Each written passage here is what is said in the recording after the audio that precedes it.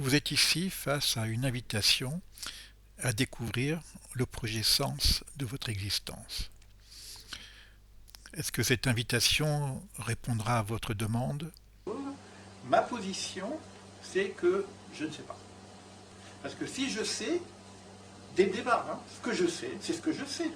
Est-ce que ça correspond à la demande de la personne? Et c'est la question qu'on a vue tout à l'heure. Si moi je ne sais pas, il est possible que vous saviez sans savoir. Et donc ce que je peux faire, c'est vous aider à savoir ce que vous savez sans savoir. Et aller chercher la réponse que vous avez en vous. Je vous propose juste d'écouter cette vidéo jusqu'à la fin. Vous aurez ainsi une idée de cette démarche inédite. À la fin de la vidéo, je vous offrirai un essai gratuit et sans engagement pour aller plus loin.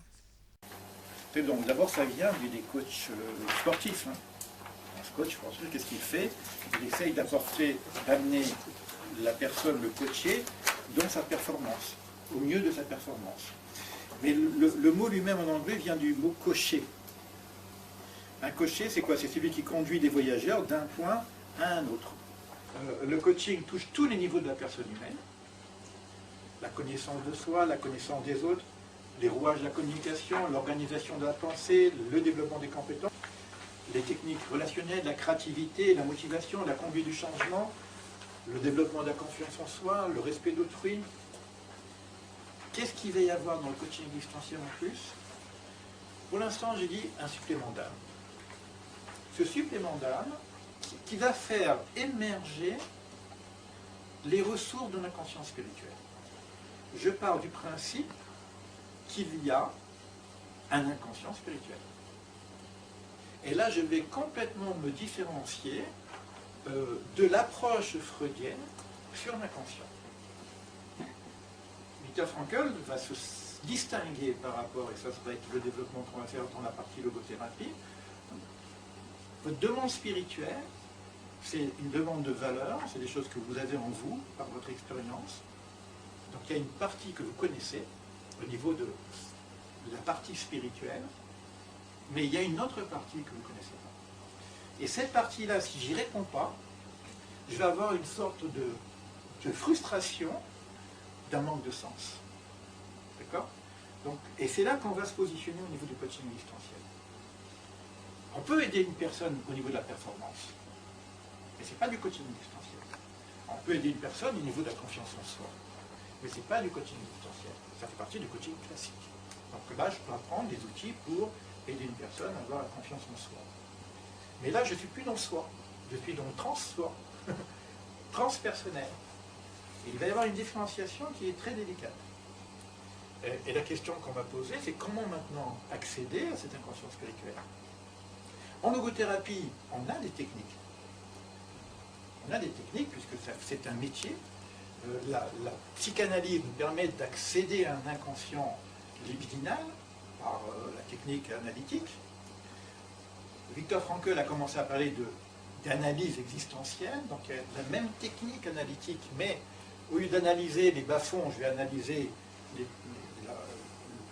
la vision, les choses qui sont de l'ordre du besoin de sens de la personne, dans sa partie inconsciente, les ressources inconscientes. Ça en thérapie, on connaît, mais maintenant je voudrais voir comment je veux positionner en coaching.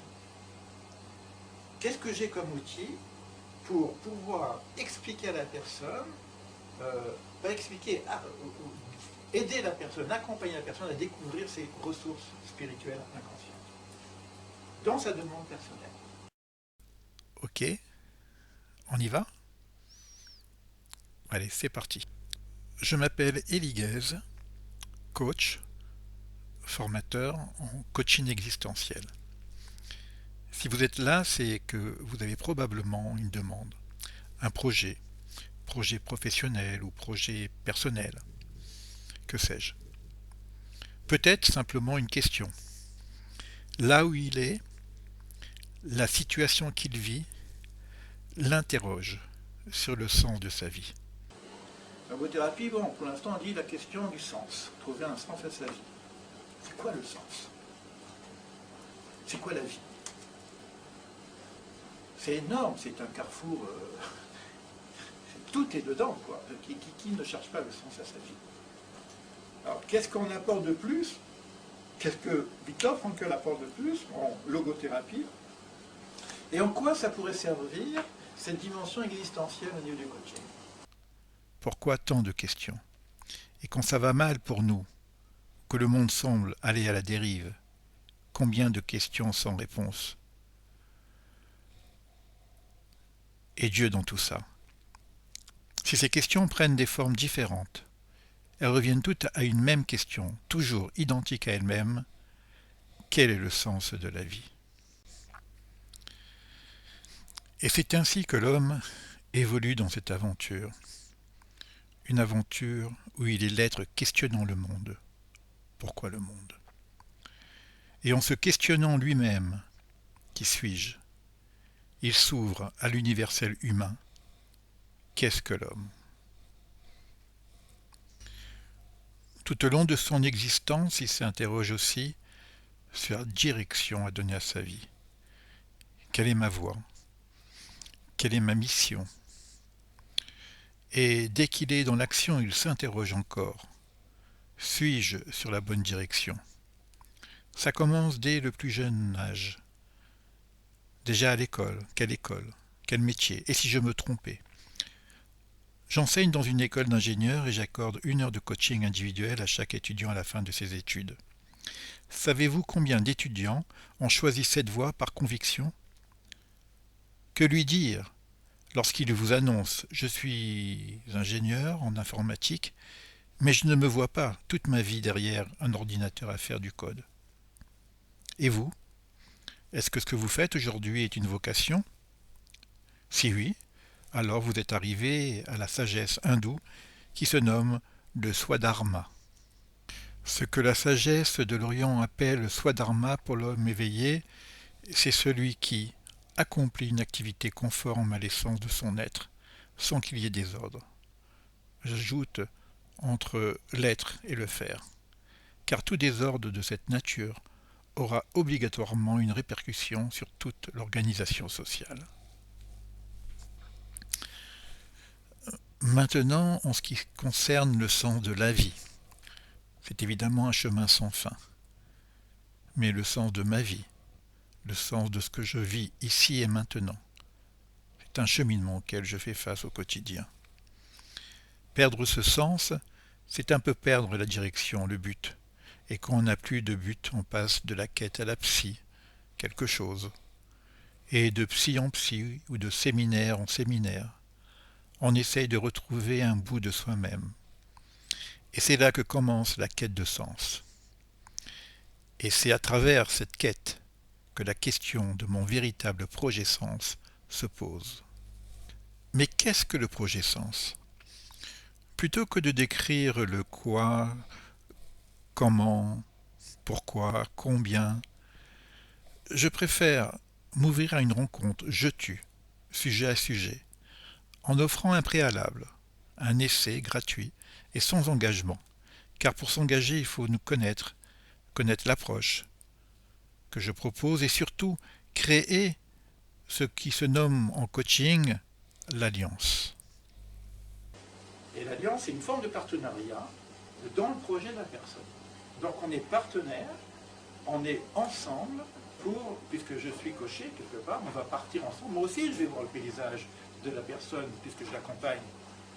Je vais regarder la route, je vais voir les panneaux indicateurs, je vais voir ça c'est un sens interdit, etc. Donc je vais aussi apprendre de ce parcours. Donc je vais être son allié quelque part. Et dans cette alliance, il y a un partenariat qui s'installe. L'alliance je tue, sujet à sujet, garantit la synchronicité des échanges et des résultats. Pour exemple, voici quelques témoignages.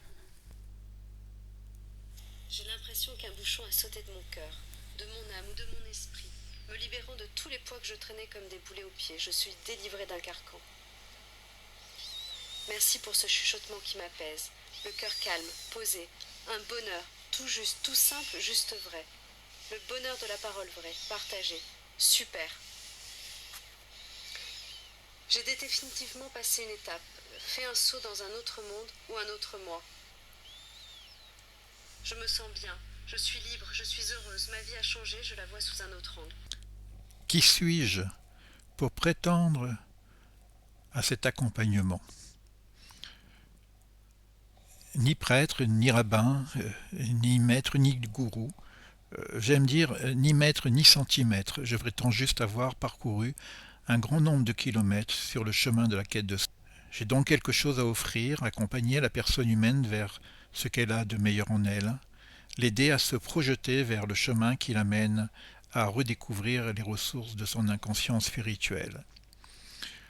Aujourd'hui, enseignant, formateur, en coaching existentiel, j'ai quelque chose à recevoir, ce supplément d'âme qui me permettra d'accompagner la personne humaine vers ce qu'elle a de sacré en elle.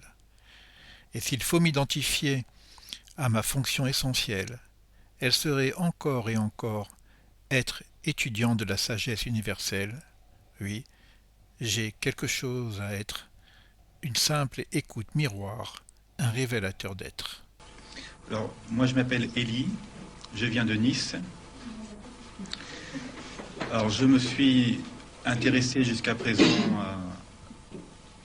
à la recherche du soi.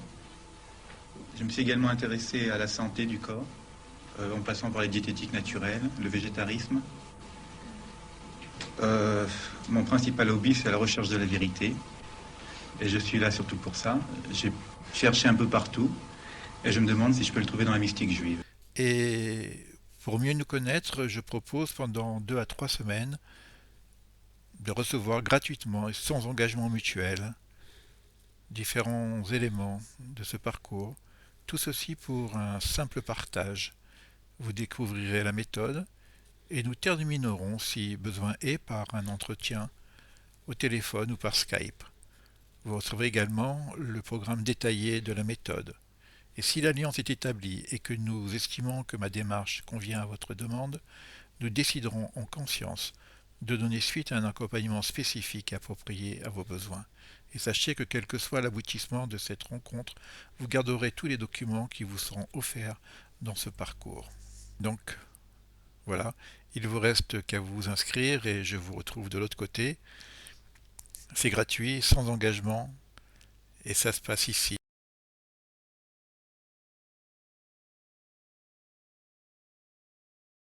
Les questions qu'on a posées au départ, c'est vraiment des questions de sens. C'est le sens de l'histoire, le sens de la souffrance, le sens de l'organisation de ce monde. Si ce monde est créé, bon, on se pose la question sur le créateur, comment ça fonctionne. Donc il y a quelque chose, pour moi c'est magique, quelque chose d'énorme qui est en train de se passer devant nous.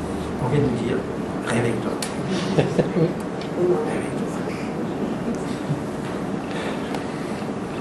On va prendre un petit peu le café, le thé. Oui, tout à fait.